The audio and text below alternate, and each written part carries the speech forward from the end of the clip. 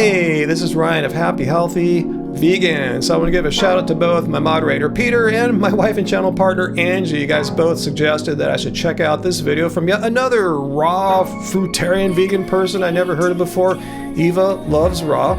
And this video was particularly rough for me to watch. There's just so many red flags going off. This is beyond red flags. Just like huge, loud alarms sounding off about so many things I saw that were obviously wrong. So we'll get to that in a second. But as always, when I watch these Why I'm No Longer Vegan videos, there's two things I'm looking for. First of all, I want to see if there's some absolute compelling reason why this person had to stop eating plants. Like if they were going to eat plants for the rest of their life, they're going to die or get sick or something like that. And secondly, were they even vegan? Because way too many raw and fruitarian people are not vegan. They're doing some kind of diet for personal, spiritual, woo-woo, whatever reasons, not reasons about being against animal cruelty and exploitation. That's what veganism is. It's a philosophy. So anyway, let's jump right in. I was raw vegan for 7 years, but the last, basically, the first 4 great, then 2 that were okay-ish. I was not thriving anymore, although I believed in my mind that I was. That's just the funny thing. I was like convinced that I was. All right, so just the quickest background. Before that, she said before she went raw, she had been like a vegetarian and like a non-raw vegan for many years. So here though, 7 years raw vegan. Yeah, long-term raw vegan. It's kind of interesting to hear that 3 of those 7 years, she wasn't doing that great at it. But anyway, let's continue. Yeah. Last year, there were some undeniable issues. And one of them was my hair. My hair started falling out, and it was falling out bad. I lost probably 40% of my hair. All right, first huge red flag there. Hair loss. And I totally believe her. I don't think she's lying. I have every reason to believe what she's saying is true about her losing hair on her raw vegan diet, because she's far from being the first raw fruitarian, raw vegan that I've seen make a Why I'm No Longer Vegan video who said they experienced hair loss. She makes it seem like she's confused. It shouldn't be happening. She's on this perfect diet. But let's see what other red flag symptoms she also experienced. Wow. So I was also getting forgetful. And that's something that's funny because I had struggled with that years prior. I was very brain foggy. Yeah. All right. So the hair loss was the first huge red flag for me, the big one. But the confused mental state, the brain fog, is just further evidence that she's suffering what many raw fruitarians, raw vegans commonly suffer from: malnutrition. They're simply not getting enough calories, not getting enough nutrition from the restrictive and extreme way of eating. So here are some of the most common classic signs of malnutrition and hair loss. Super common one. She's experiencing that. Hair thinning, hair loss. Also, the inability to pay attention to things and attention. And as we'll see in a moment or two, weakness and fatigue.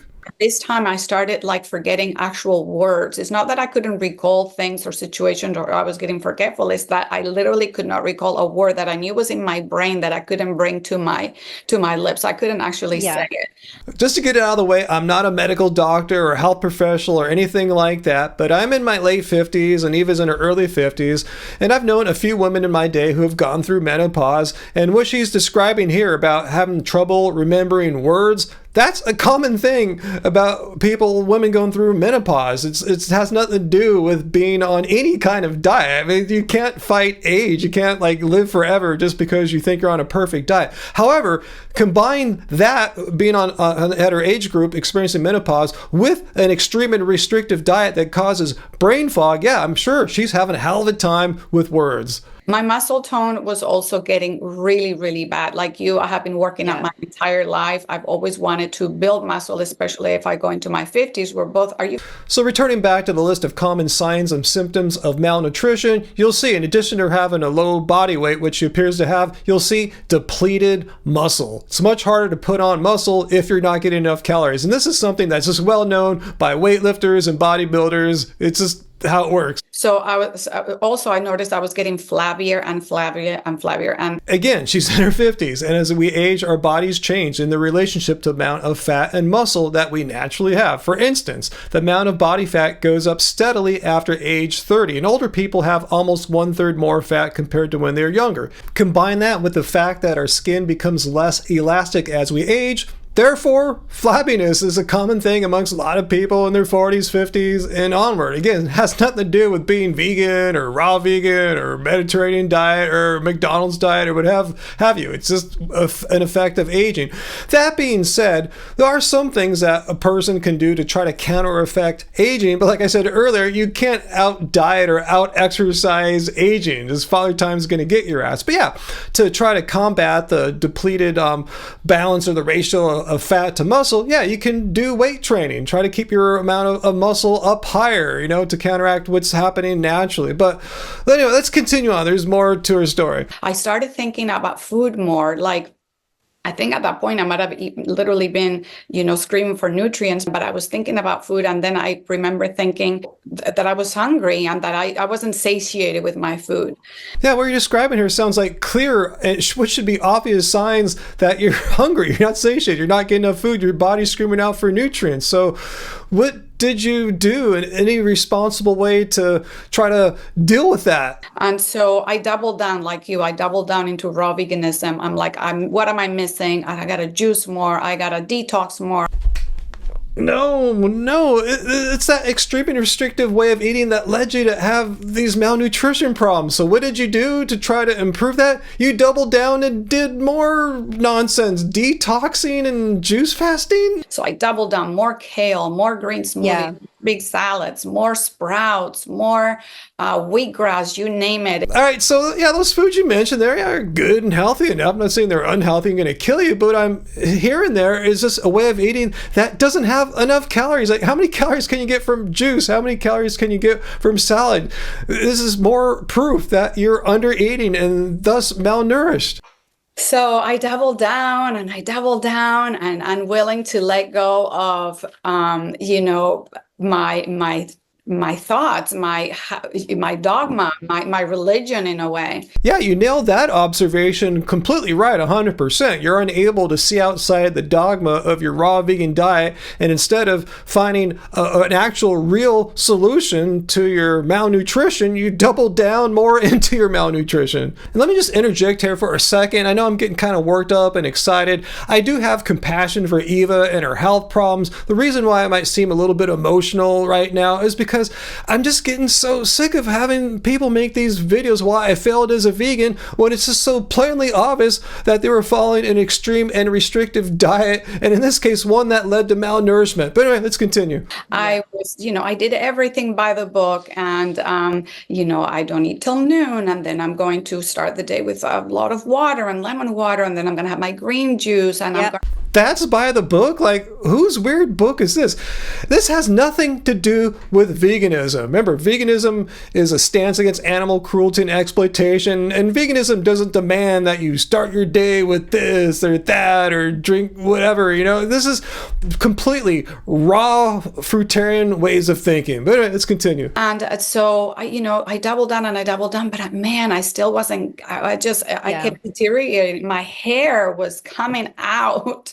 Again, if you're doubling down, going even more extreme with your extreme way of eating, why in the world would that fix your malnutrition problem and make your hair start growing back? It makes zero sense. And so, people watching, one thing that are going to be saying, and I've gotten this already, is you did it wrong. Well, yes and no.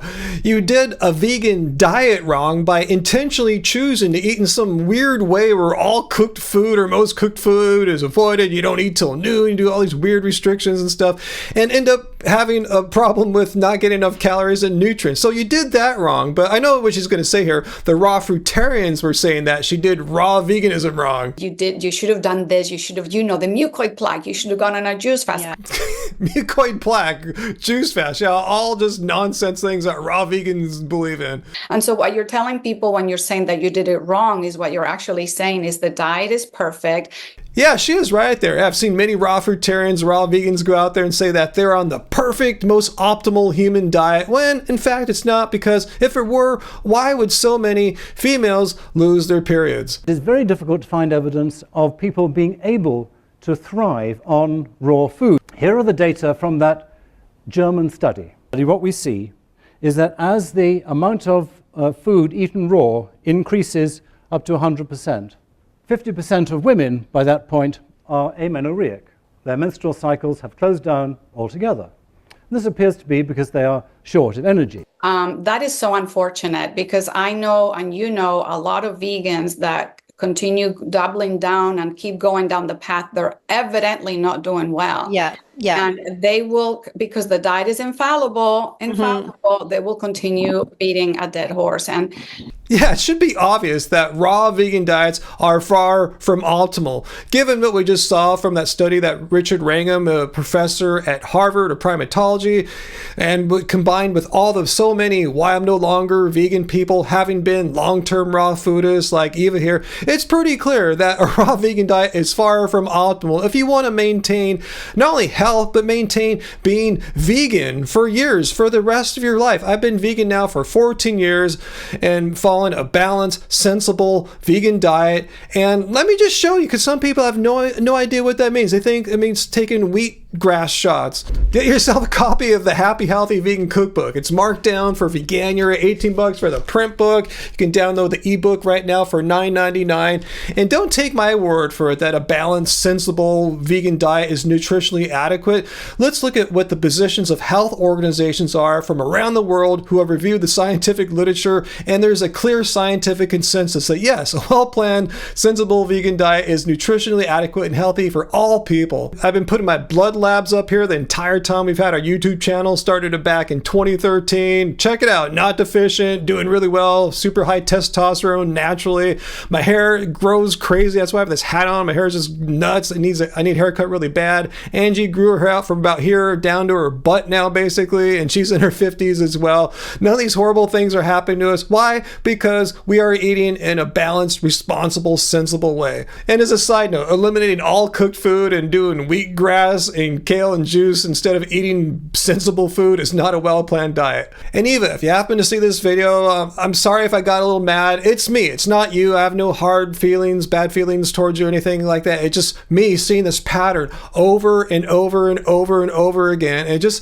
just pissing me off. Again, nothing personal about you. I just wish raw vegans wouldn't even use the word vegan, because as we saw from this video, I saw no mention whatsoever of doing it for animals, or if she was going to change to eating animals, some moral quandaries. No, it just slipped in something new because it was convenient for her perceived health problems that were caused by eating a diet of plants. So could she have eaten plants instead of switching to animal products? Hell yeah. I mean, how about trying a long-term balanced, sensible vegan diet? And I know that might be kind of hard for some long-term raw vegans like her because they've screwed up their microbiome, their gut. So what you need to do, guys, is go see a professional medical doctor, preferably a gastroenterologist, and they can help get those issues squared away so you can start eating steamed rice and potatoes and steamed broccoli once again without having any issues. So anyway, guys, leave your questions and comments down below. Let me know, do you think raw fruitarianism is the greatest diet in the world? And if so,